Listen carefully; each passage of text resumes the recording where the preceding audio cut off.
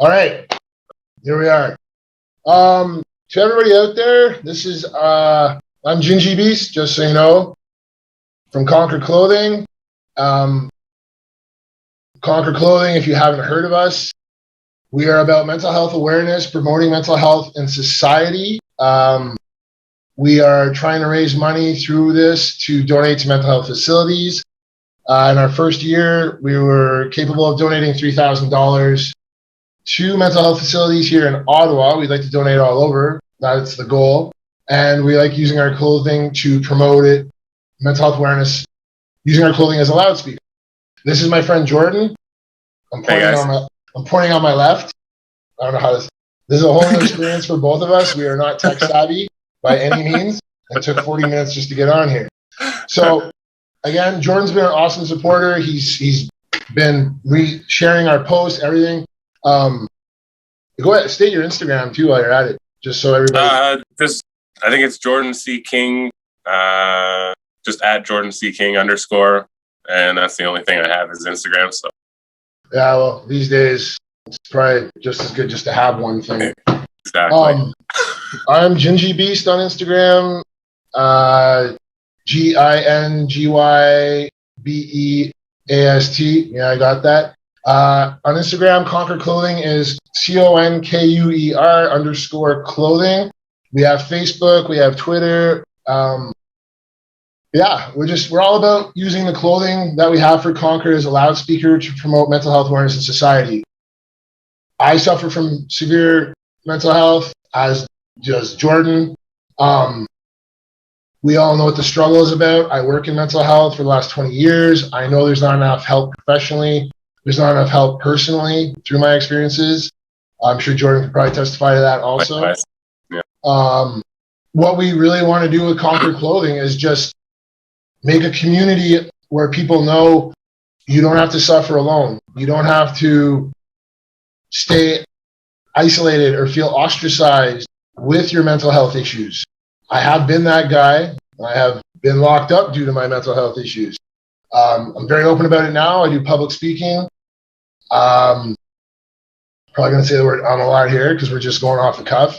But I just want people to know they don't have to suffer in silence, because there are people like myself, there are people like Jordan that are available to talk, who have no real issues about expressing their thoughts on mental health, no issues expressing what they've been through.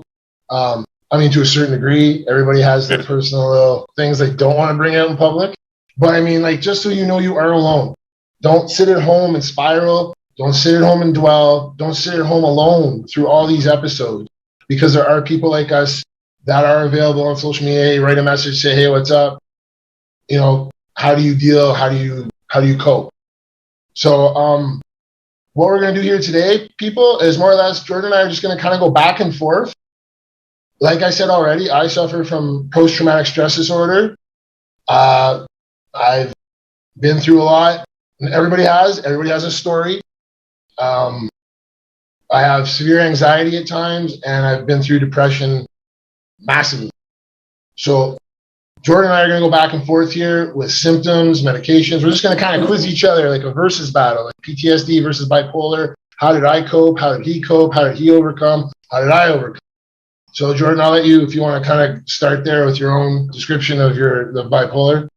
Yeah, so I suffer from actually borderline personality disorder. So it's just an emotional regulation of it's hard to control my emotions a lot of the time. So that doesn't help with the anxiety, the depression. It kind of hits tenfold is whenever it does happen. And when it does happen, it probably helps spiral things.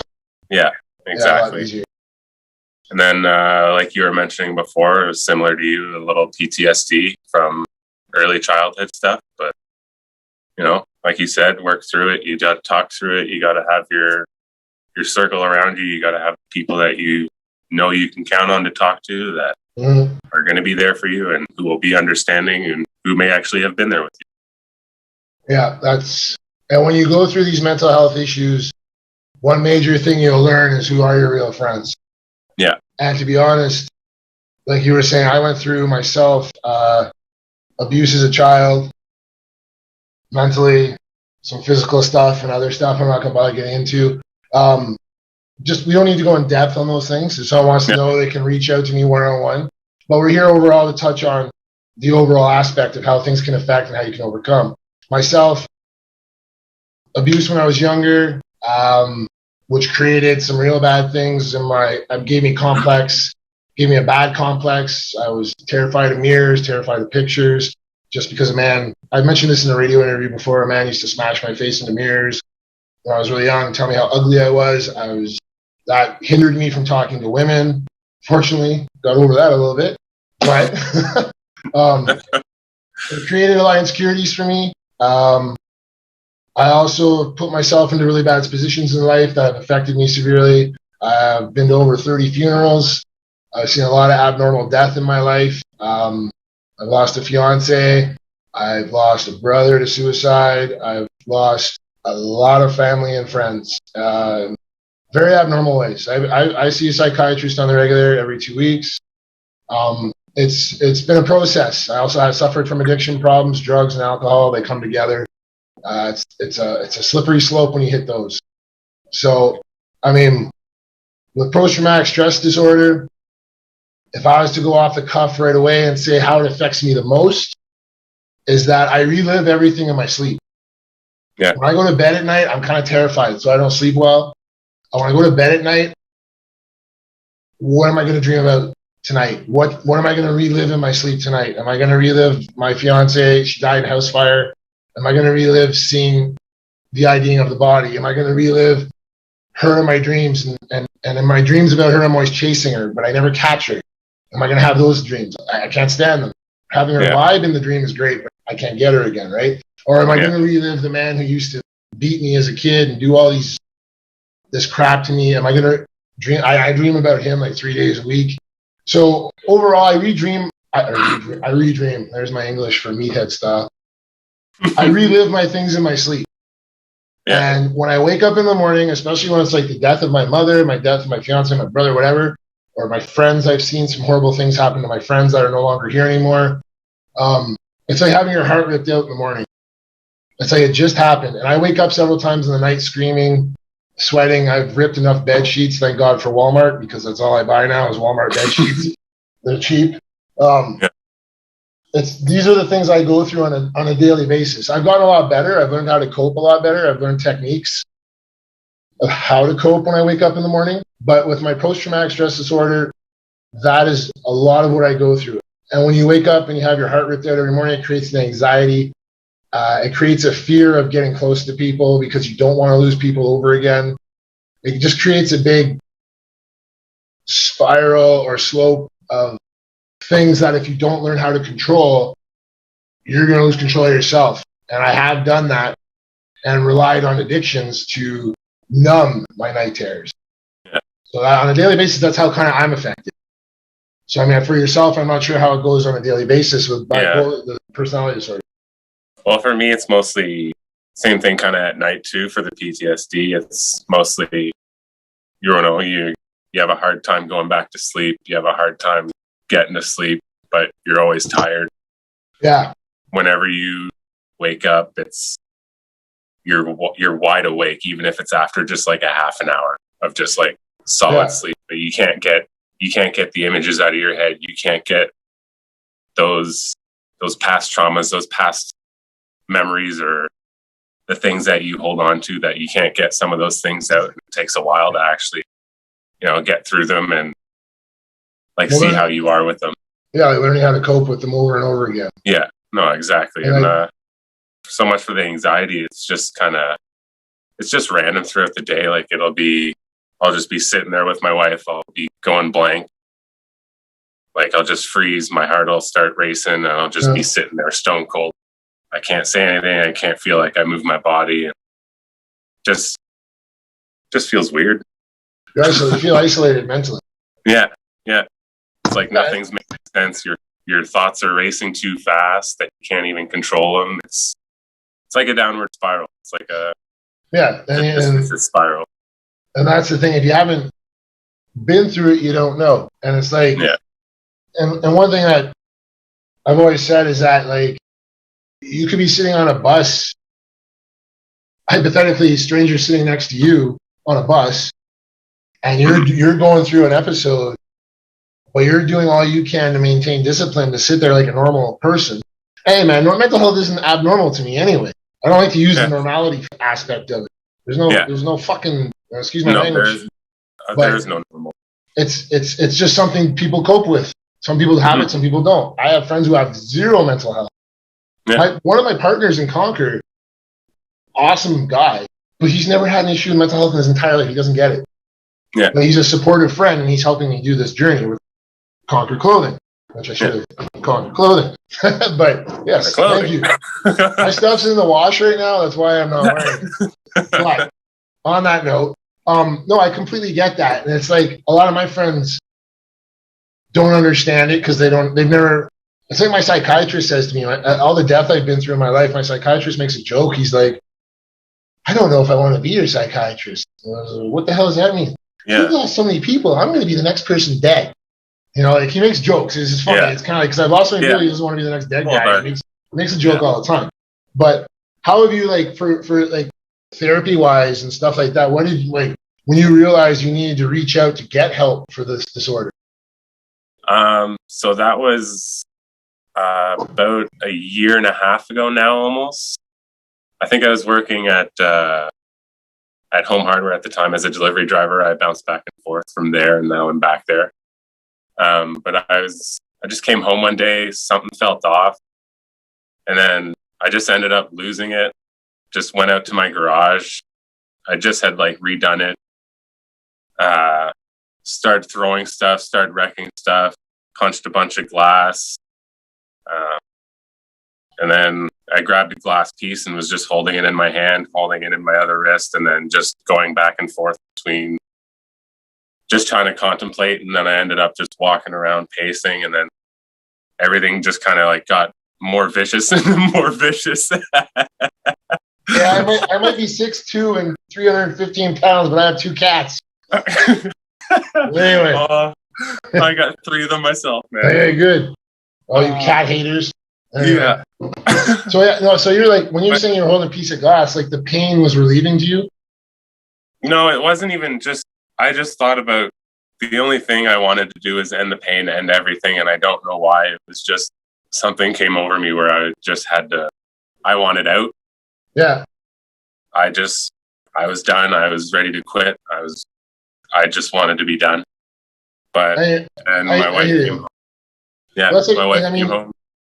If I was to versus you with the PTSD and all that, like I said, with my sleep, there was a time where I literally, when I was at my utter worst, my mother was also suffering from cancer, and I put her through a lot of hell with my own issues, which I'm working on my self-forgiveness for that right now. Yeah. I will be for a while. But when you talk about, like, I went to a psychiatrist, and then for all this, and I refused to talk. I would just sit there and cry most of the time. Yeah. But then it would elapse to the point where this one psychiatrist who I saw was terrible. She was a pill dispenser. That's all she was. Yeah. It wasn't, hey, Geoff, how are you doing? Hey, Geoff, how are those new meds? They aren't working? Here's some more meds. Try these ones. And eventually it got to the point where I would go home and stay at my mother's place with her, go to bed at 9:30, wake up at 10:30, eat, go back to bed, wake up 12, get up, eat, get up, play some more video games, eat. I didn't sleep, and then I would wake up at 10 in the morning, take my next round of meds, sleep till 3 p.m. in the afternoon. And I wouldn't want to get out of bed because my anxiety was so bad. Like, I had a cousin who I hadn't seen in God, no exaggeration. This is 4 years ago. She came from Costa Rica to see me. No, it would have been 5 years ago, sorry. And I hadn't seen her probably since 2005. And she came in my room to see me, and I couldn't get out of bed to say hi to her. I was not much of a frozen anxiety. I just couldn't function.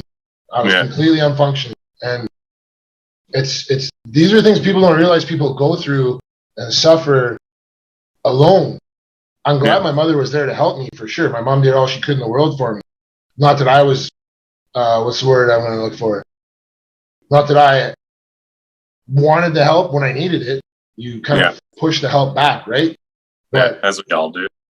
So like my way of hiding from like for you saying you wanted an out, my way was just stay in the bed, because if I stayed in the bed, it'll go away. Just so I won't have to face people. And then if I did get out of bed, I was going out and getting Coke and then when I would get the Coke, I would sit there and do that all day, and then I would drink to bring me down, and then I would go do more Coke, and then I would drink more to bring me down, and then I would hope it's a cycle, and then I would hope that would make me sleep.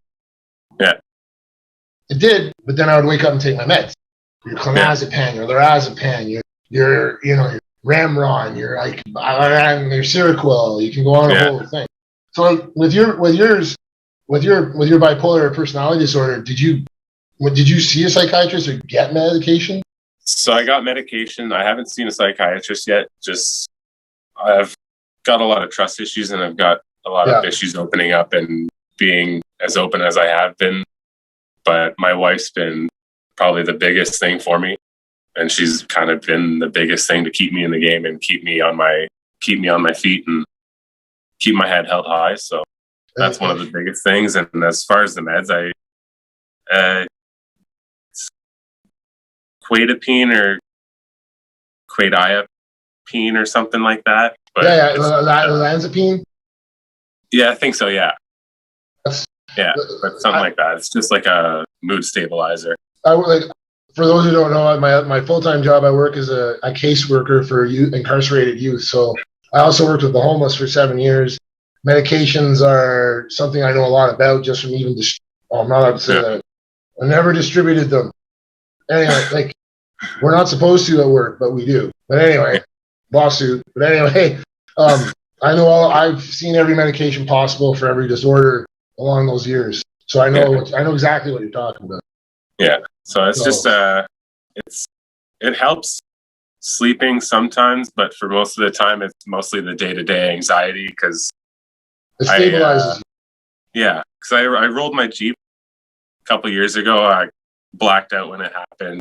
Ended up being a complete write-off, and I just walked away with like a scratch on my foot. And ever since then, it's been like a battle with driving, which is funny because I'm a delivery driver for home hardware.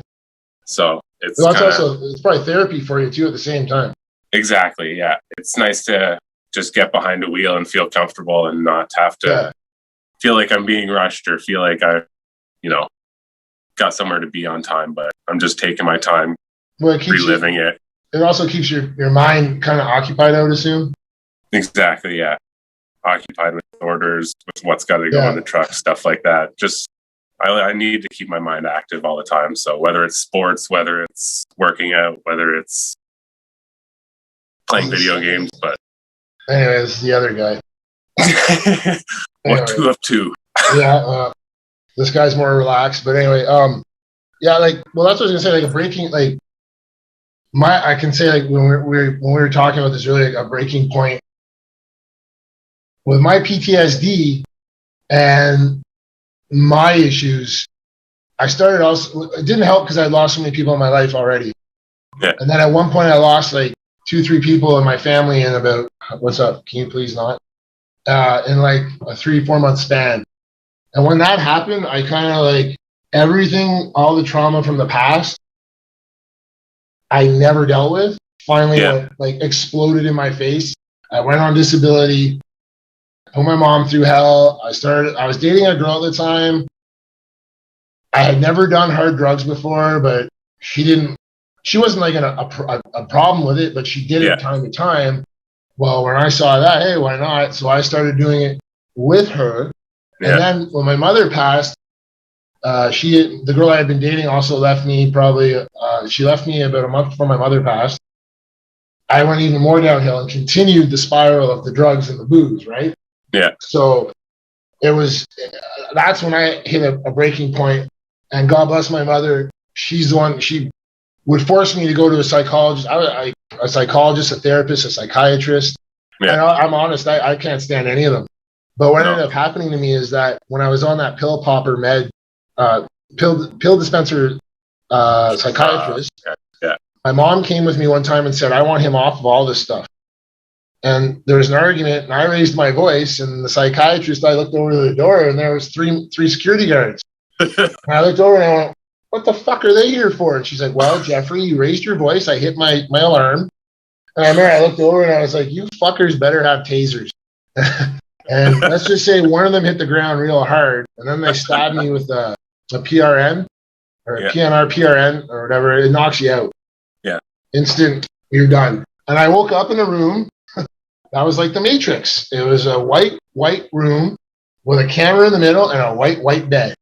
And they kept me locked in the basement of the hospital for a while. And that is exactly how I got the best psychiatrist I ever met. Out of nowhere, they sent me an emergency psychiatrist. You ever, I'm not going to say his name, great man. You ever watch South Park? Yeah. Garrison? Mr. Garrison? Yeah. Teacher? That was my psychiatrist. Angry gay man. And nothing wrong with that.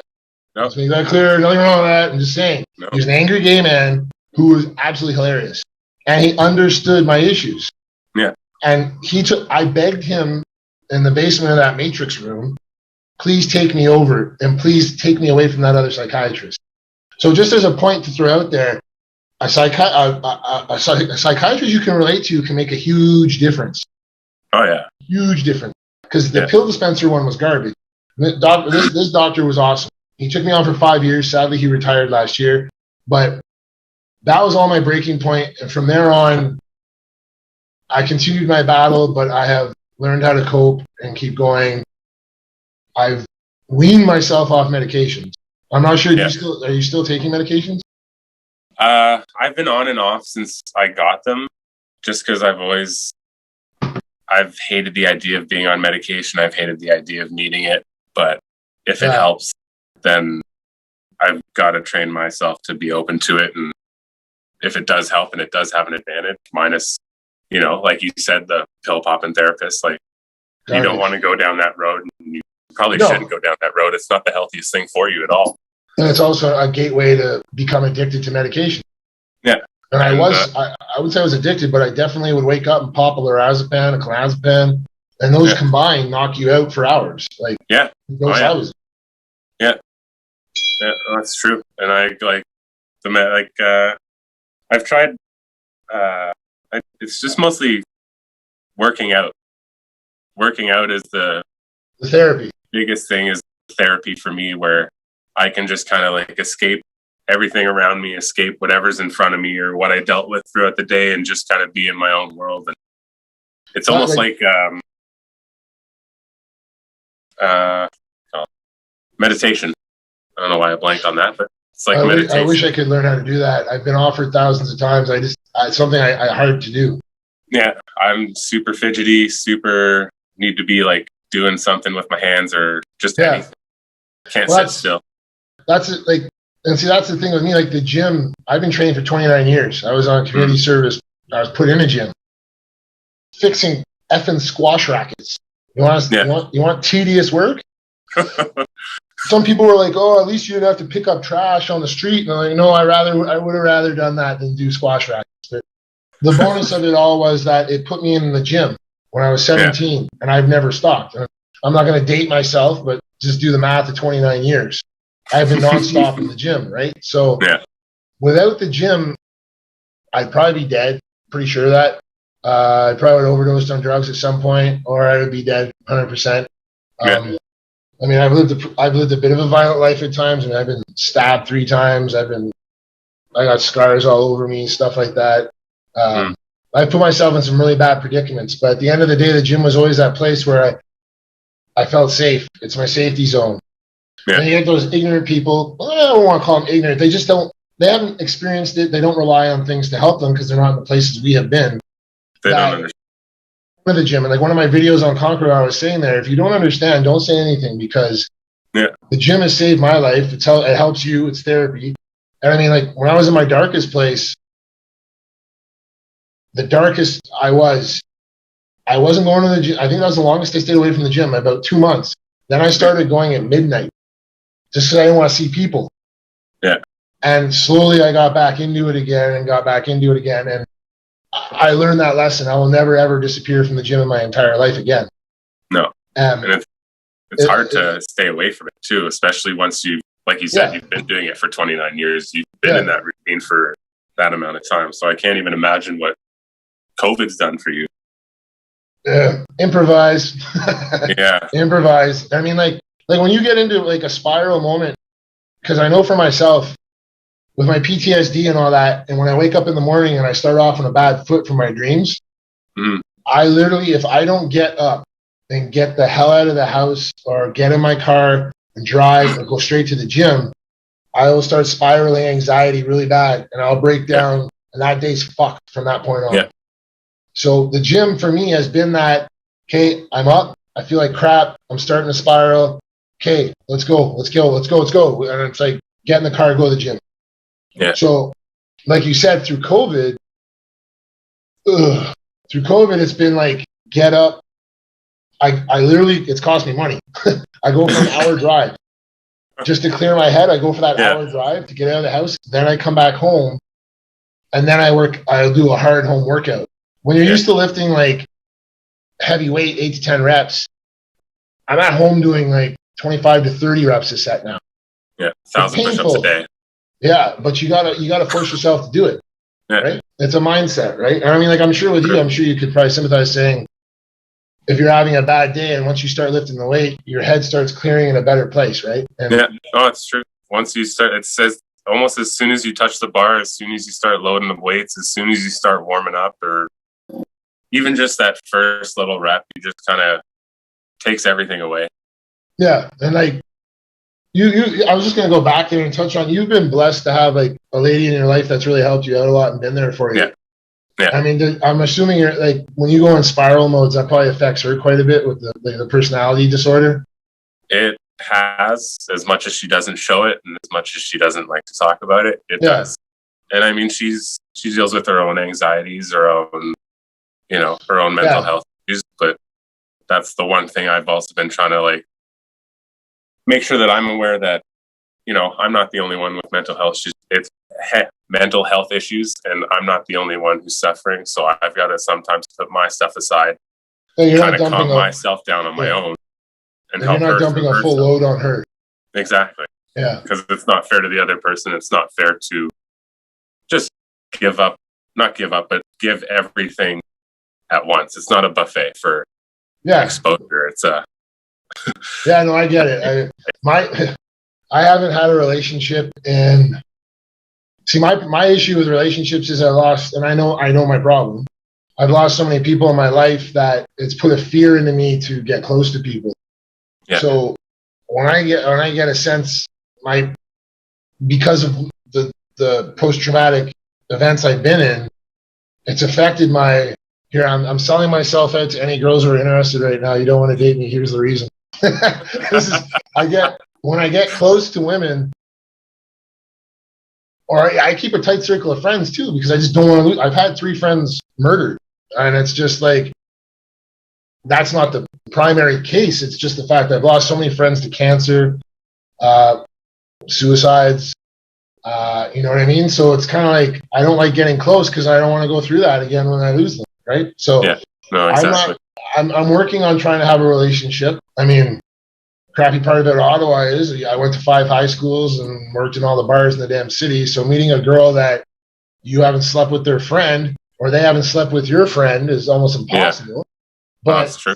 That's how it's affected my relationships. Like my mental health has affected me to the fact where I don't like getting close to people because I think I'm going to lose them. And I don't need another traumatic event in my head to wake up to it every hour in my sleep. So it has affected me that way. But then moving forward again, how do I remedy that? I work on it. I go to the gym. Do you listen to a lot of motivational videos? Yes. Mostly a lot of David Goggins lately. A lot of David Goggins speeches. Yeah. Mostly, I don't know. A lot of them will just be like random. I'll put on Spotify. I'll put on motivational playlists. And I'll just listen to the words. Just kind of really hear what people have to say. Doesn't even have to relate. It just has to be, just find something meaningful in anything that you hear and find something meaningful and powerful that you can put into your own terms and put into your own explanation that you found. And how it affects you positively. Exactly. Yeah. There's I listen to a lot of Machiavelli motivation. Yeah. Oh, Have you yeah. seen them? Yeah, I love that. For those of you who don't know, Machiavelli motivation is it's bodybuilding, but don't judge a book by its cover, because it's not just bodybuilding, it's about life in general, how to apply bodybuilding to your life and success. And it brought me out of a lot of dark places. Like when I didn't want to go to the gym, go in the car, blast Machiavelli motivation, and instead of driving away from the gym, I turn around and go back to it. Yeah. So I listened to what's his name quite, and I was so blessed, and I'll say this, hopefully he ever watches it, maybe I'll tag him, hopefully he does. Have you ever listened to Billy Allsbrook? No. Oh my God. Listen to Billy Allsbrook, Unstoppable, Yeah. Blessed. For any of you who are looking for some hardcore motivation, Billy Allsbrook, Blessed and Unstoppable. His shit, my cat. PJ. Anyway, Blessed and Unstoppable is, to me, some of the most motivating stuff I've ever listened to. It's on YouTube. And what's his name? I literally just started listening to him. I didn't know who he was. I'm going to look quickly here. For those of you who are looking for some really awesome motivational stuff, let me see here. Literally just started listening to him, and I can't get enough of it. Andy Frisella. Andy Frisella, yeah. That guy kills it with his motivational stuff. Oh my God. Yeah. Is he the no, he's not the one who does 75 hard, no? I don't know. I mean, like, he's got videos like "Make This Year Your Year," "Have the Courage." Like, he's in a lot of Machiavelli stuff too. He's dubbed over a lot of Machiavelli motivation videos. But he's really good. Like, those two to me, him, Billy Allsbrook, Machiavelli motivation, and like Andy Frisella, those three, that's a daily listen for me to get up. Like, especially if I'm struggling, when I wake up, my anxiety is super, super bad. I pop those on, and it's a remedy for me. Yeah. And I mean, it gets me out of my danger zone, and it gets me back to where I should be, to focus on my work, focus on conquer, focus on getting the word of mental health out there. And that, it just puts me in a blinders on, work, right? So it's awesome. I love that kind of stuff. Well, it's like your theme song. It's like something you need to just to get yourself going. Yeah, no, exactly. And it truly does help. Yeah. And I mean, like, I always sit here and we go, like, we don't want to occupy everybody for hours here. I hope we're blessed enough that people will listen and take this in and join us with Conquer Clothing and the message we're trying to get out, once again, using our clothing as a loudspeaker to promote mental health awareness and letting you know you're not alone in your struggle, and you don't have to be alone. But hopefully people will join us more once we get this YouTube channel going and having community talks where you feel safe to talk about your issues, and we can compare, like Jordan and I are doing, how he struggles, how I struggled, and all that. If you were to look at mental health in the world today, what would your opinion be, how it's being talked about, and the events of like what we're trying to do right now? Do you not see enough? No. Not even close to being enough. Not even, especially with the whole like COVID thing and everything else that's getting worse and worse. You put people in lockdowns for long enough, like what do you expect to happen? Like their mental health is going to suffer.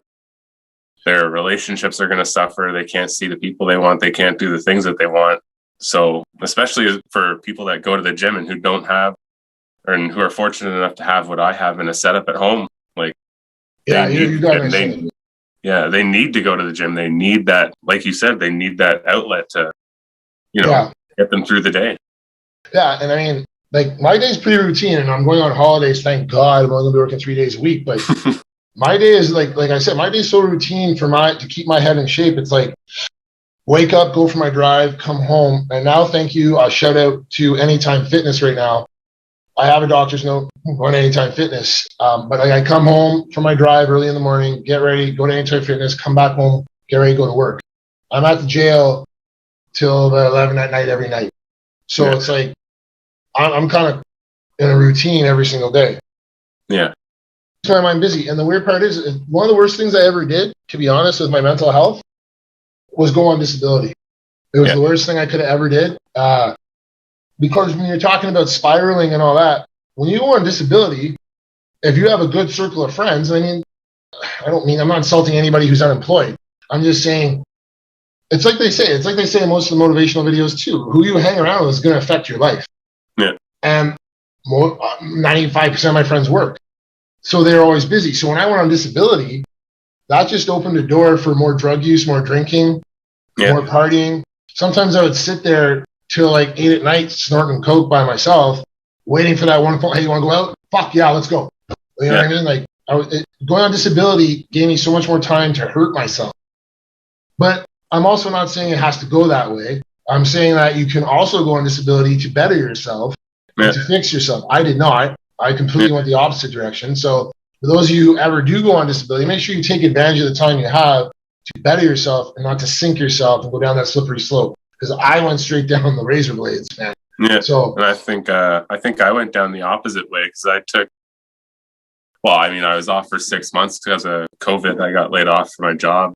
So I took that and I just kind of took it as positively as I could and kind of just took it to, really work on myself, really see myself and really look at my problems and see what I had to do to get myself where I am today. And I mean, it's nowhere near what I have to be, but I'm a lot further on than that's the example then. So don't do what I did on disability. When he was laid off, do what he did, because I definitely didn't do that.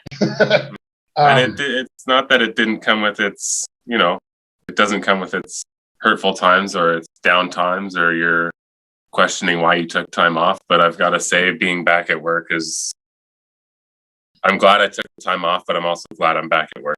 Like being in that routine and having that something to wake up to, something positive to wake up to, being a part of something. And it's easier when you have guys like you do when you work with them. Yeah. I mean, for me right now, I'm at work. I love my job. I love working with I don't even want to call them inmates because I don't refer to them as that. To be honest, I go to work for the inmates. Yeah. I do not go to work for my employer by any means. And I don't care if they see this. I've said it to their faces. I don't go there for the staff. I go for the inmates because I know what the struggle is about. And I know what it's like to suffer, as Jordan does too. So I go there to help the inmates. But I definitely, when I was on disability away from my work, it just gave me too much time. And I was already in such a negative manifest that it did not, I just made it worse every single day. Yeah. The waking point for me, though, when I was going through the drug abuse and the drinking and just declining, I would take like 5 clonazepams at 4 a.m. just to knock me off a coke binge. You know what I mean? Yeah. So on that note, though, I am sober. Let's get that clear. I'm not doing that shit no more. I'll be sober 5 years in September. That's awesome. But what I was just going to refer to that as was to get sober, you need to want it. You need to want to be healthy. You just need, it's like anything in life. If you want that job, you want that goal, you want that girl, you got to want it that bad to put in the proper mindset to get it. Yeah. I woke up one morning, everybody thinks, oh, you went to rehab, oh, you went and did this. And I'm not, if you need rehab, go to rehab. I've dropped a friend off there 3 times. If you need rehab, go to rehab. But for my sobriety, I woke up, no shit, movie style. I woke up and looked in the mirror and said, either blow your brains out now or fucking man up. Yeah. And show your mom who's in heaven there that you can actually be a real man. So I went sober one day. I just woke up one day and I was like, okay, this is it. It's do it, end your life or just go forward. So I've been sober for 5 years and I'll never ever look back. I mean, I'm happier. I mean, I struggle, obviously, like we're saying, we both still struggle on a daily basis. Jordan struggles still. I still struggle. The point is we've learned how to cope. We've learned mechanisms on how to deal with it. We've learned on people who we can rely on. Those are things you'll go through to learn these things.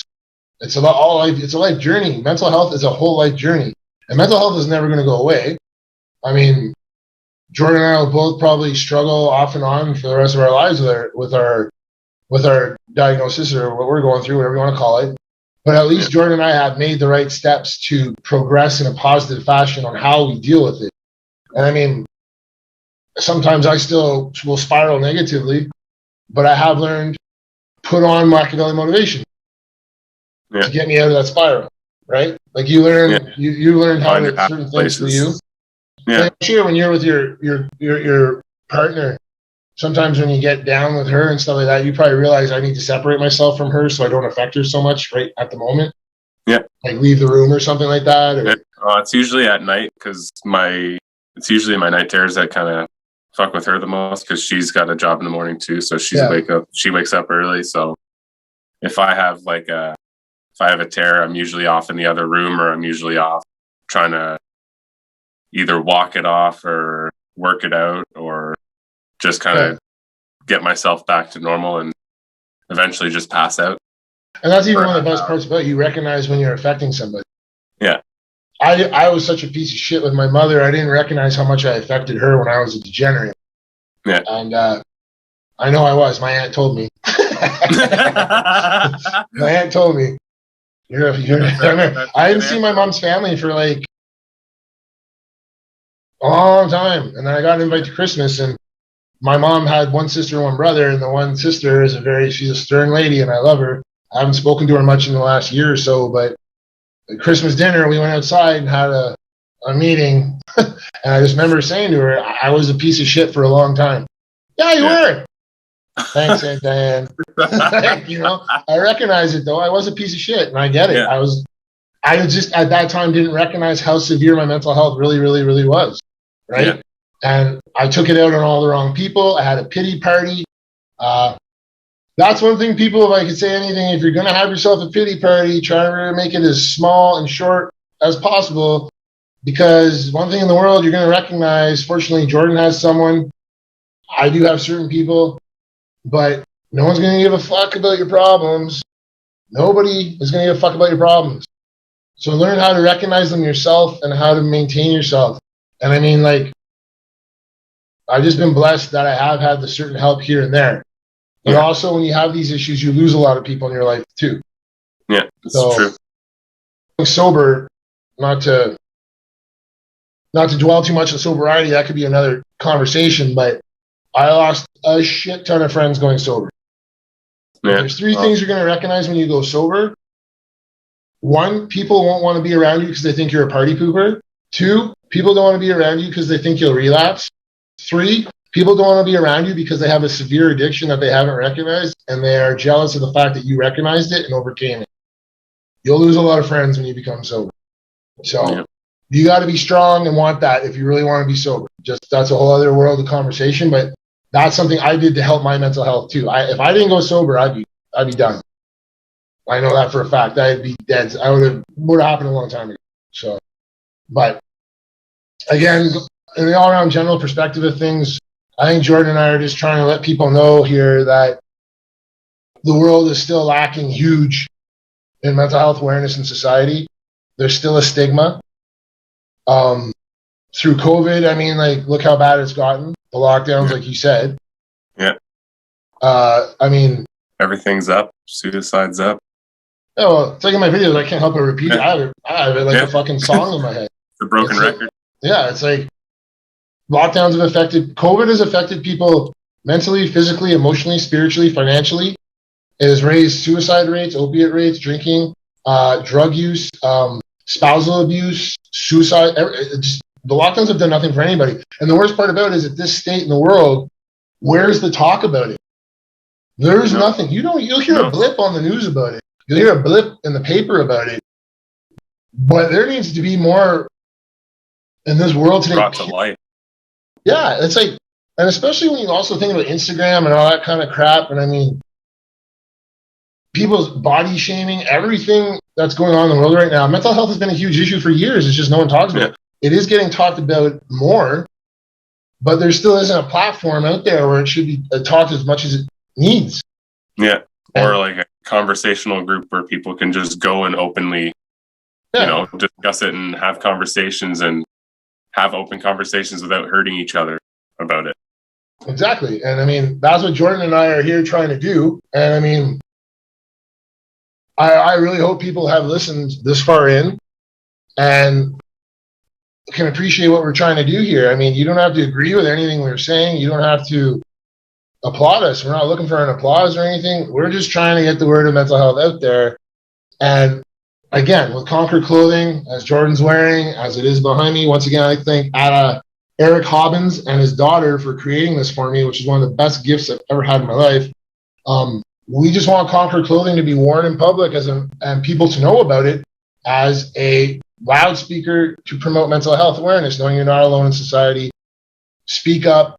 Don't sit at home. Don't spiral. Don't be down on yourself, because there's a million people just like you, just like Jordan, just like myself. I mean, it's like when you hear someone say bipolar disorder, most people who don't know anything about it are like, when is he going to flip? You'd be like, oh, he's fucked up. Yeah.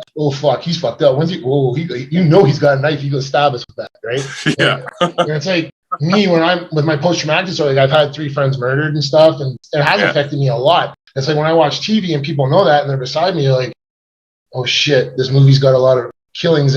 Oh man, Jeff's gonna punch one of us out soon. You know, it's not like that. No, it's not like that at all, and that's why people need to be more informed about these disorders. Schizophrenia, bipolar, PTSD, ADHD, OCD. Like, there's a gazillion different types of mental health disorders, and they're not attention seeking. No, and there's a million triggers too for each individual one. Could be anything. Like, exactly. You don't know until you actually ask the person, or until the person's actually comfortable enough to talk about that with you. And hopefully that there are a lot more people that can actually open up about that and open up about what they're having a hard time with, or what they deem as deem as their own little stressor, what they deem as something that sets them off. Exactly. And I mean, that's what, again, I'll repeat myself 100 times. Jordan and I are trying to stress the fact that we're both on here talking about openly our mental health struggles, him with his personality disorder and bipolar, and my PTSD and anxiety, depression. He has anxiety, depression also. We're just trying to let people know that we're trying to create some kind of community here where, like, there's a lot of room on this screen here for like 8 other people, where we could have a live Zoom chat and post it on Conquer Clothing's YouTube channel, and people could feel better. Don't have to be alone. Come, feel free to speak out, and I guarantee you it'll lift a lot off your chest. And one thing I learned through all the years I struggled and kept everything deep inside me and pushed away all the help my mother went above and beyond to get me, is that when I finally learned how to talk, it was like a lot of venom came out of me. Oh, it's true. When I public speak at the schools, I absolutely love it, because it's just like another day of getting more shit off my chest. Yeah. You know, and it doesn't have to be all serious. I can joke about my issues. I can joke all the time. Jordan, I'm sure, can make enough. Yeah. You know, you can't sit here and can't take it too seriously anymore, because you've already taken it seriously enough.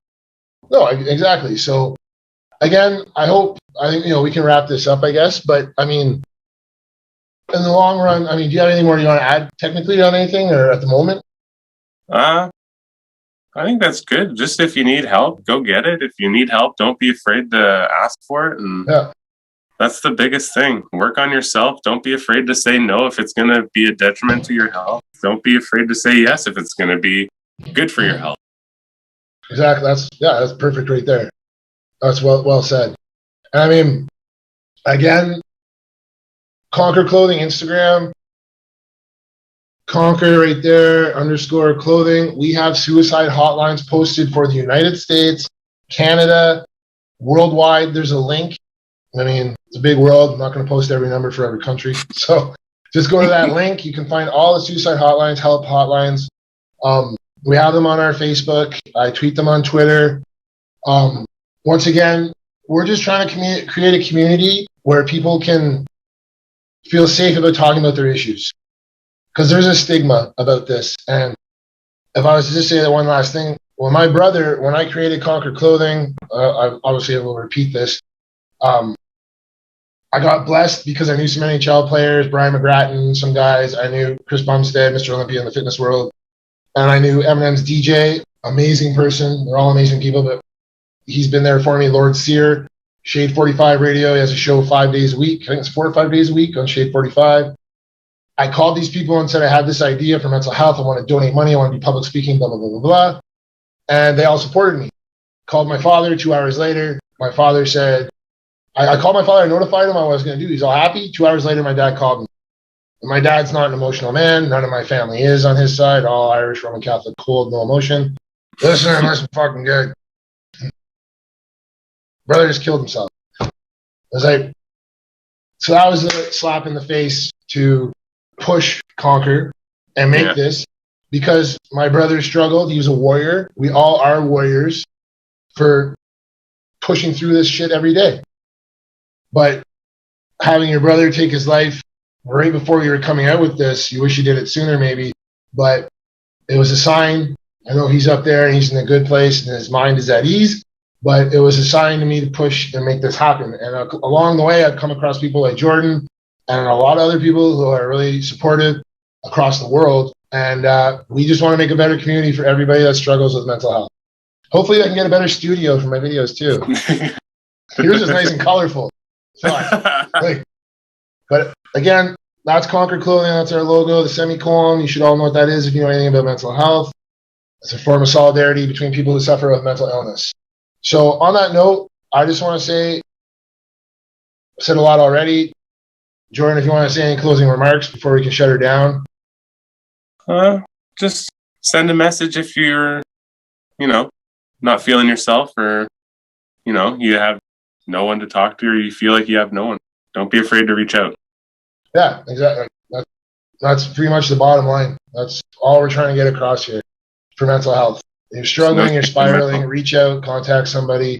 Like I said, the hotlines are posted on the Conquer Clothing Instagram. I will be saying them along the time on this YouTube channel. I think I said that right. But anyways, people, I hope that you guys took some things in from Jordan and I. It was more like a little bit of a PTSD bipolar battle, back and forth. You learned how Jordan copes. You learned a bit about how I cope, how we both overcome, our thoughts on medication. Again, mine, just to touch that briefly again, if you need it, take it. If it helps you and makes you a better person, take it. If it's not helping you and it's just bringing you down and you're maintaining a level of no signs of bettering yourself, look for an alternate means. Because a lot of people will just push pills on you, and that's not it. I have my medication still in a closet, and when I need them, I take them. But I wean myself off them pretty much permanently, and I don't want to go back to them. But when I do struggle, I do take them. I'm not trying to sound like I'm the almighty. I got off medication. They're there for a reason. So that's pretty much my thoughts on medication. But as Jordan and I said, he's got someone he can fall back on. He's blessed, and if you have that, take advantage of it. So anyway, people, once again, we'll just sign off, but Conquer Clothing, Instagram, CONKUER. We're going to do this more often. I actually have a girl, man, you come on that one too. She struggled with addiction. She wants to do it. Yeah. So we could probably do a 3-way thing or something with that. We have the Facebook. On Facebook, I'm Geoff Archie. And we have the Twitter for Conquer Clothing. So anyway, people, thanks a lot. I hope some people do take this in. Hopefully, we're just starting out here. We're not expecting a huge amount of views here, but it would be amazing to see it get a lot of views for the simple fact of a lot more views means a lot more people spreading the word of mental health and getting it spread out in society, knowing get rid of the effing stigma because there shouldn't be one. No. There's millions of us that suffer. Anyways, thank you very much, people, and we will be chatting with you soon. Jordan, if you want to say peace out. See you later, guys. And we'll be back, and hopefully we'll see more of you when we come back. Thanks a lot, everybody. Conquer Clothing.